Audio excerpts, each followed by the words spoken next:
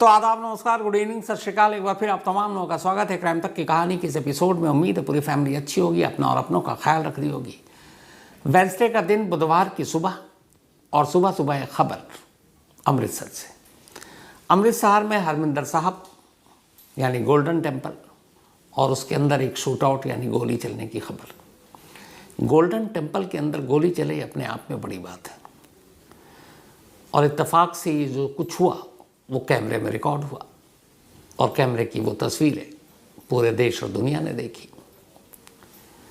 तो आज की कहानी ये है कि पंजाब के x deputy CM Sukhbir Singh Badal, जो कि एक धार्मिक सज़ा काट रहे हैं, अकाल तख्त के द्वारा सुनाई गई जो सज़ा है, अगले 10 दिनों तक उन्हें वो सज़ा काटनी है, उनके गुनाहों के लिए जो सज़ा सुनाई गई। और कैसे इसी सज़ा के दौरान एक शख्स पहुंचता है गोल्डन टेम्पल के अंदर, और फिर तमाम भीड़ के दरमियान एक निशाना बनाने की कोशिश करता है, और सेकंड भर के हेर फेर से कैसे सुखबीर सिंह बादल बच जाते हैं। ये सीसीटीवी तस्वीर पहले आप देखिए, ये उसी वक्त की तस्वीर है। सुबह के करीब 9:28 हुए, 9:28, और इस तस्वीर में ये जो जगह है ये गोल्डन टेम्पल यानी हरमिंदर साहब जो है उनका मेन गेट है। और उस गेट के आप देखेंगे तो दाहिनी तरफ व्हील चेयर पर एक शख्स बैठे हैं। ये कोई और नहीं, सुखबीर सिंह बादल हैं, पंजाब के एक्स डिप्टी सीएम और अकाली नेता। सुबह सुबह ये बैठे हैं, इनको 9 से 10 बजे तक बैठना था, और इसी 9 से 10 के दरमियान ये वाकया होता है। सुखबीर सिंह बादल जो व्हील चेयर पर बैठे हैं, उनके गले में एक तख्ती है, और ये तख्ती भी उसी सज़ा का एक पार्ट है जो उन्हें सुनाई गई अकाल तख्त के ज़रिए, और उसको लेकर ही ये सज़ा काटनी है। वो तख्ती में जो लिखा है ताकि लोग उसे पढ़ें, उससे सबक लें। ये जो गले में तख्ती है, इस पर जो लाइनें हैं वो लाइनें ये है पूरी कि किसी से बैर न रखना, किसी से बैर न रखने वाले हैं हमारे गुरुपूरक, हम अपराधी हैं और आप बख्शने वाले हैं, हम आपके पास आकर निर्मल हो जाते हैं। तो एक तरह का प्रायश्चित नामा है जो इस तख्ती पर लिखा हुआ है, जिसे सुखबीर सिंह बादल को गले में टांगकर और अपनी सज़ा के दौरान पहनना ज़रूरी था।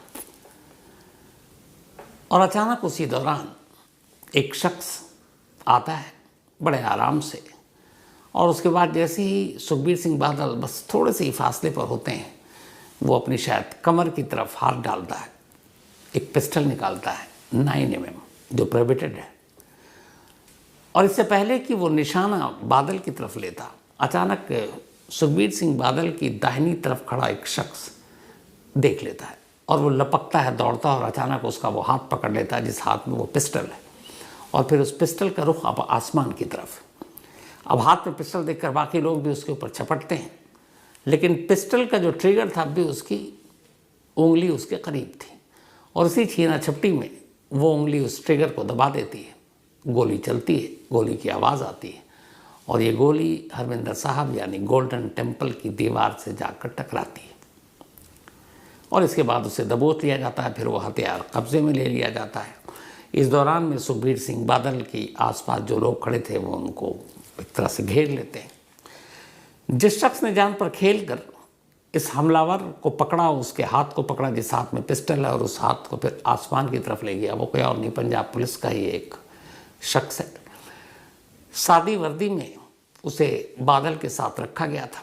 सुखबीर सिंह बादल को बहुत सारे थ्रेट्स हैं, और उन्हें Z कैटेगरी की ऑलरेडी सिक्योरिटी मिली हुई है, लेकिन अब गोल्डन टेम्पल यानी हरमिंदर साहब में पूरे फोर्स के साथ तो हो नहीं सकते, तो इसीलिए उनके कुछ अपने लोग और पंजाब पुलिस के कुछ लोग, उनको डिप्यूट किया गया था सादी वर्दी में।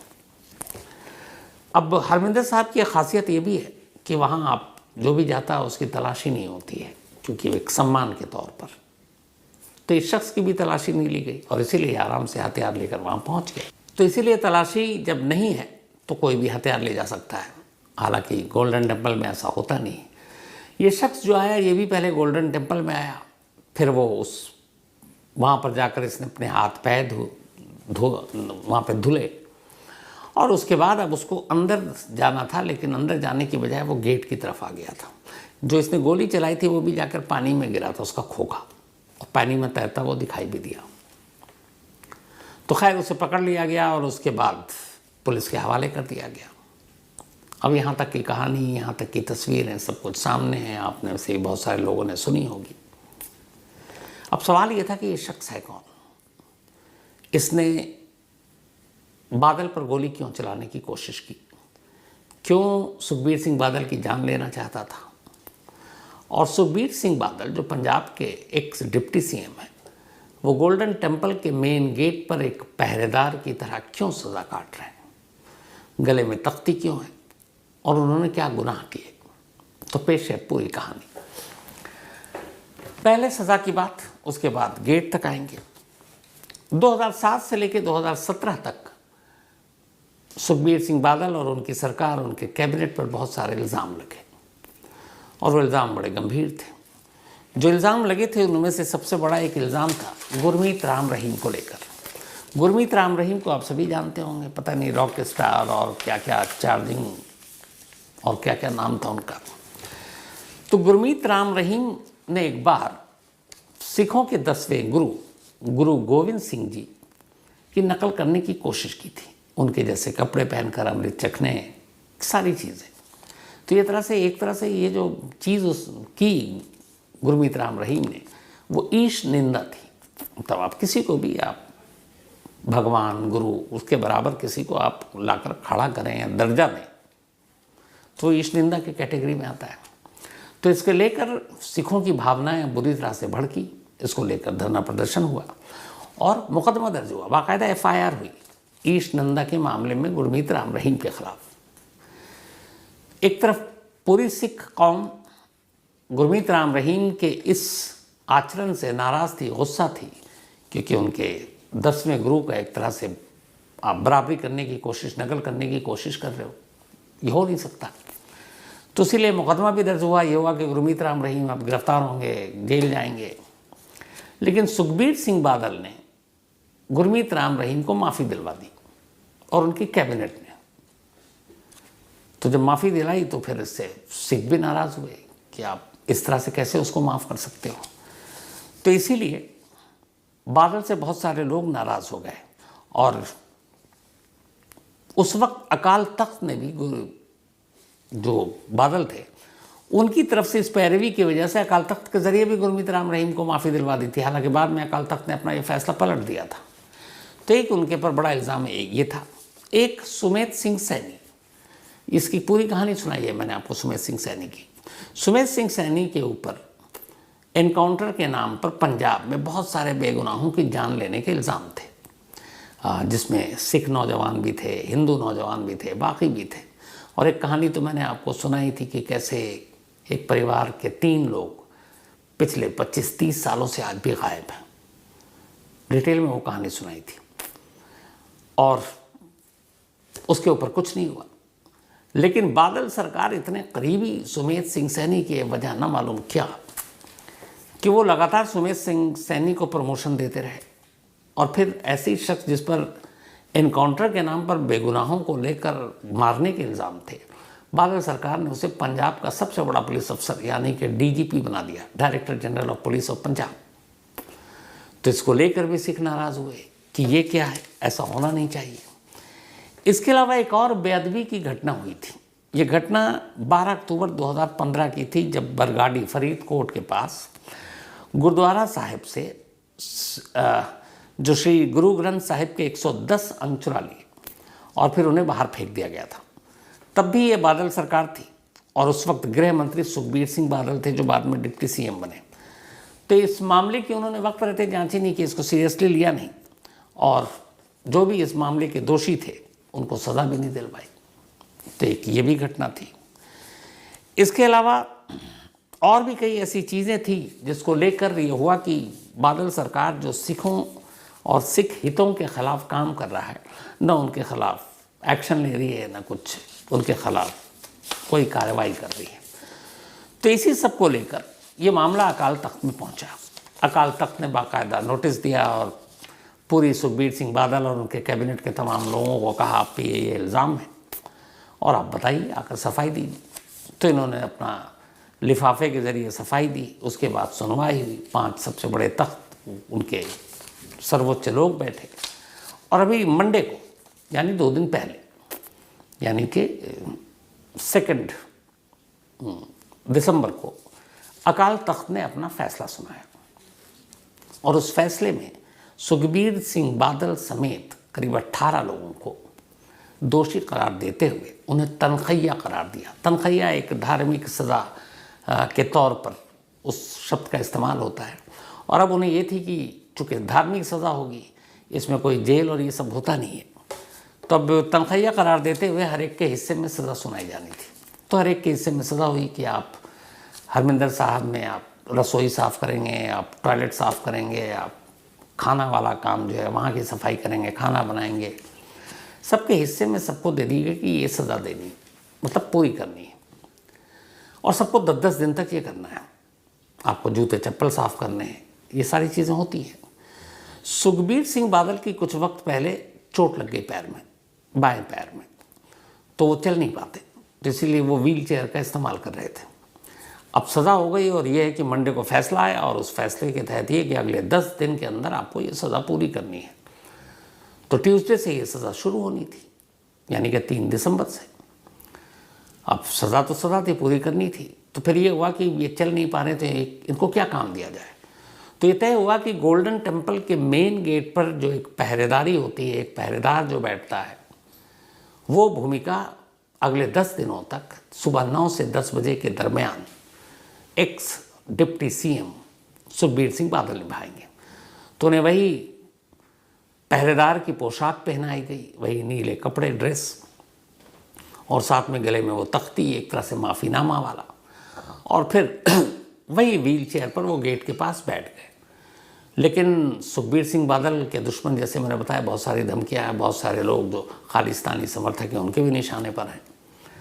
तो पंजाब पुलिस को भी ये खबर थी, तो ये था कि उनकी सिक्योरिटी के लिए सादी वर्दी में पुलिस तैनात कर दिए गए। तो पहला जो सज़ा का दिन था वो था ट्यूसडे, यानी कि कल। उस दिन यानी 3 दिसंबर को वक्त पर 9 से 10 वो आए और उसी गेट पर एक पहरेदार की तरह बैठ गए। और इस दौरान में उन्हें खामोश रहना था और वो 1 घंटा पूरी तरह से बैठे रहते। उनकी नज़रें भी सामने नहीं थी, उनका अगर आप पूरा बॉडी वो देखें तो नज़रें ऐसी थी जैसे उसी तख्ती की तरफ हैं जो उनके गले में डाला गया है। अब सुखबीर सिंह बादल एक प्रोमिनेंट फिगर हैं, सभी जानते हैं उन्हें। तो जो भी आते लोग देखते, जो सिख समुदाय से थे उन्हें पता था कि यहाँ क्यों बैठे हैं, ये सज़ा भुगत रहे हैं। बहुत सारे ऐसे लोग तो जो नहीं जानते थे, तो वो देखकर हैरान थे। पहला दिन 9 से 10 यानी कि ट्यूसडे को ठीक से गुजर गया। उन्होंने 1 घंटे की सज़ा काटी और उसके बाद थोड़ी देर के बाद उन्होंने जाकर रसोई की सफाई की और फिर चले गए। बीच में ये भी था सज़ा का पाठ कि इन सब करने के दौरान में 1 घंटा उन्हें कीर्तन भी सुनना है, तो उन्होंने वो भी सुना। अब आया सज़ा का दूसरा दिन, अभी पूरे 10 दिन काटने थे। तो आज यानी कि वेडनेसडे को, यानी कि 4 दिसंबर को सुबह वक्त पर 9 बजे से पहले ही वो पहुंच गए गोल्डन टेम्पल, वहाँ के मेन गेट पर, वैसे ही जहाँ कल थी। अपनी ड्यूटी संभाली, व्हील चेयर पर बैठ गए और पहरेदारी शुरू कर दी जैसे पहरेदार करते हैं। अब जब वो 9 बजे के ठीक साथ शुरू हुआ तो बहुत सारे लोग आने जाने लगे। एक महिला आई इसी दौरान। उस महिला ने देखा कि गेट पर एक बुजुर्ग शख्स बैठा है और गले में वो भी है। उसे धोखा हुआ, उसे लगा कि ये कोई मतलब एक तरह से हरमिंदर साहब के ख़ास लोगों में से हैं। तो उसने बाकायदा उनके पैर छूकर आशीर्वाद लेने की कोशिश की। तभी बाकी जो आसपास खड़े थे उनको फिर बताया गया कि ये वो हैं और सज़ा काट रहे हैं। तो बेचारी वहाँ से हट गई। इसके बाद बहुत सारे लोग आते गए, गुजरते गए, देखते गए।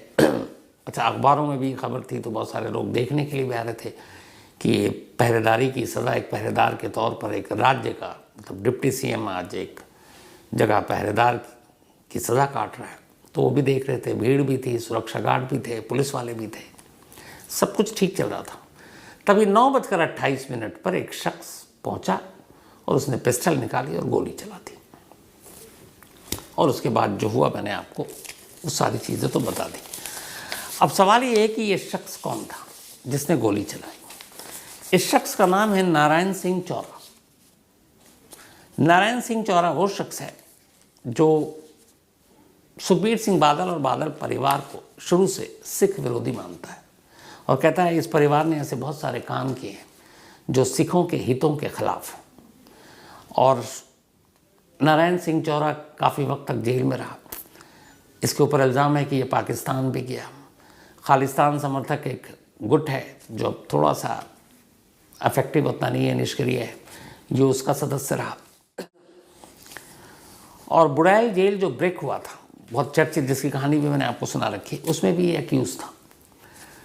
हथियार, टेररिज्म, इन सब मामलों में बीच में ये गिरफ्तार हुआ। लास्ट टाइम 2022 में ये जेल से ज़मानत पर बाहर आया था, 2022 में, 2 साल हो गए, और तब से ये ज़मानती ज़िंदगी जी रहा था। नारायण सिंह चौरा को भी पता था कि अकाल तख्त ने ये सज़ा सुनाई है। जब ये मामला अकाल तख्त में जा रहा था, कई महीने हो गए, तब इसने जुलाई में एक पोस्ट भी किया था और उसने कहा कि ये सिर्फ अपना चेहरा छुपाने के लिए सब कर रहा है और ये माफ़ी के काबिल नहीं है। तो इसकी दुश्मनी थी और ऐसे ही कई और लोग थे, इसीलिए पंजाब पुलिस ने सिक्योरिटी भी रखी थी। लेकिन कमाल ये है कि नारायण सिंह चौरा जैसा शख्स हाथ में हथियार लेकर एक पंजाब के एक्स डिप्टी सीएम को मारने के लिए आ रहा है। ये वो नारायण सिंह चौरा है जो एक बेहद पढ़ा लिखा शख्स, मतलब जिसने बुक्स लिखे। गुरदासपुर डिस्ट्रिक्ट के एक गांव है, वहाँ पर चौरा गांव, वहीं का रहने वाला है नारायण सिंह चौरा। और इसने अपनी, मतलब आप इसकी पढ़ाई लिखाई देखिए और फिर देखिए ब्रेन वॉश कैसे होता है। गवर्नमेंट हायर सेकेंडरी स्कूल से इसने अच्छे खासे स्कूल से, मतलब वहाँ पे पढ़ाई की और फिर शहीद सिख मिशनरी कॉलेज अमृतसर से इसने ग्रेजुएशन किया। इसके बाद फिर इसने सिख प्रीचर यानी सिख गुरु बनने की भी एक तरह से पढ़ाई की। फिर इसने ज्ञानी की डिग्री ली, ये भी एक धार्मिक डिग्री है, पंजाब यूनिवर्सिटी से। और उसके बाद पॉलिटिकल साइंस में मास्टर किया इसने।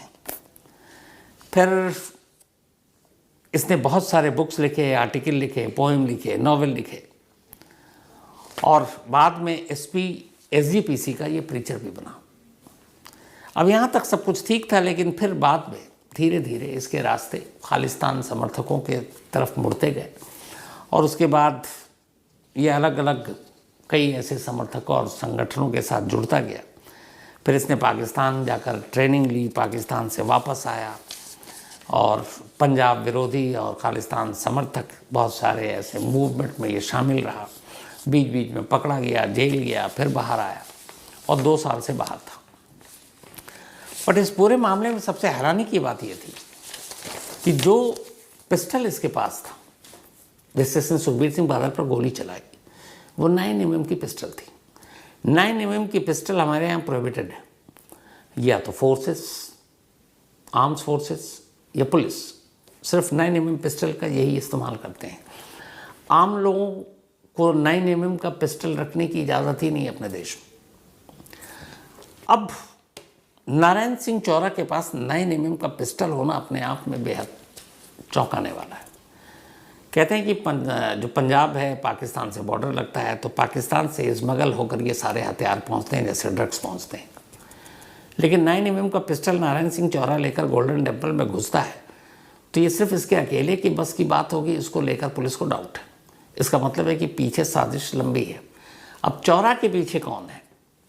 अब नारायण सिंह चौरा से जब बातचीत होगी, पूछताछ होगी, तो शायद उसका खुलासा हो। लेकिन पंजाब पुलिस को लगता है कि गहरी साजिश है। हालांकि सबसे अच्छी चीज़ ये हुई कि इसी पंजाब पुलिस की सादी वर्दी में तैनात सुखबीर सिंह बादल के इर्द गिर्द, और वो एक शख्स जो अकेला, जिसने झपट्टा मारा सबसे पहले, अगर वो सेकंड भर भी थोड़ा सा रिएक्शन टाइम उसका स्लो होता, कुछ भी हो सकता था आज। और उस वीडियो में आप देखेंगे कि जब वो गोली चलती है तो सुखबीर सिंह बादल के करीब राइट हैंड पे एकदम गेट के पास एक और शख्स खड़ा है और वो गोली जो है दीवार पे लगी ठीक उसके सर के ऊपर से जाकर, मतलब वो भी अगर ज़रा सा हाथ नीचे की तरफ होता तो बराबर में खड़े हुए शख्स को भी गोली लग सकती थी। लेकिन ऊपर वाले का शुक्र है, और शायद गोल्डन टेम्पल हरमिंदर साहब के अंदर ये कुछ हुआ, तो इसलिए इन लोगों की जान भी बच गई। अब क्यों, कैसे, कौन कौन लोग पीछे हैं, इन सारी चीज़ों की इन्वेस्टिगेशन शुरू हो गई है, जांच जारी है। और इसमें जो भी अब सच्चाई आएगी, साजिश की परतें खुलेंगी, वो आप तक ज़रूर पहुंचाऊंगा। पता नहीं, मैं शायद गलत हूं, अगर गलत होऊंगा तो आप लोग मुझे सही कीजिएगा अपने मेल का और बाकी चीज़ों के ज़रिए। पर मुझे लगता है कि ऑपरेशन ब्लू स्टार के बाद ये शायद पहला मौका था जब गोल्डन टेम्पल के अंदर गोली चली। मुझे याद नहीं है कि इस बीच में और चली हो, और ये अपने आप में बेहद संगीन और मतलब अफसोस वाली बात है। तो ये थी आज की कहानी। पर कहानी ख़त्म करूँ उससे पहले वही अपना सिलसिला, ये सिलसिला शुरू करूँ उससे पहले एक ज़रूरी बात जो याद आई अचानक। कल की कहानी सुनाई थी आप लोगों को, और उसको लेके मैं मेल तो पढ़ता हूँ, आपको पहले भी बताया, मेरे बारे में लगभग सारी चीज़ें आप लोगों को पता ही होती है।